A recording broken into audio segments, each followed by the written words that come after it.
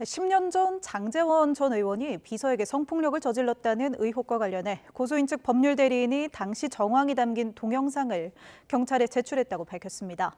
장 전 의원은 관련 의혹을 부인해온 가운데 고소인 측은 장 전 의원의 권력이 두려워 고통을 감내해왔지만 견딜 수 없는 상황에 이르러 용기를 냈다고 밝혔습니다. 양동훈 기자가 보도합니다. 지난 2015년 11월 당시 부산디지털대 부총장으로 있던 장제원 전 의원에게 성폭력 피해를 당했다며 고소한 전 비서 A씨 대리인이 경찰에 증거 자료를 제출했다고 밝혔습니다. 당시 술자리에서 정신을 잃었던 A씨가 호텔에서 깨어난 뒤 증거를 남기기 위해 호텔 방안 상황을 사진과 동영상으로 촬영했다는 겁니다. 영상에는 장 전 의원이 A씨 이름을 부르며 심부름을 시키는 상황, 추행을 시도하는 상황, A씨가 훌쩍이는 목소리로 응대하는 상황도 담겨 있다고 말했습니다. 범행 이후 장 전 의원이 피해자에게 전화통화를 시도했고 어디 있냐, 하루 종일 마음이 힘들다, 보고 싶다 등 문자 메시지를 보냈다고도 밝혔습니다.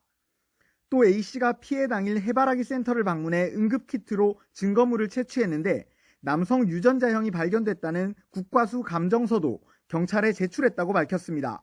피의자의 유전자형이 동일한지 그 부분에 대한 조사가 되면 범죄 사실에 대한 증명은 명확히 되지 않을까 싶습니다.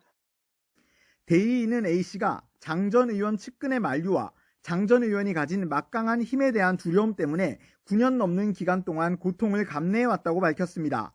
하지만 사건 이후 정신과적 증상으로 병원에 입원하는 등 고통이 커지자 용기를 내 고소하게 됐다고 전했습니다. 장 전 의원 측은 당시 술자리를 마친 뒤 호텔에 가지 않고 귀가했고 전후 사정을 배제한 채 일부만 발췌한 문자 메시지 내용은 성범죄 증거가 될 수 없다며 의혹을 강하게 부인해왔습니다.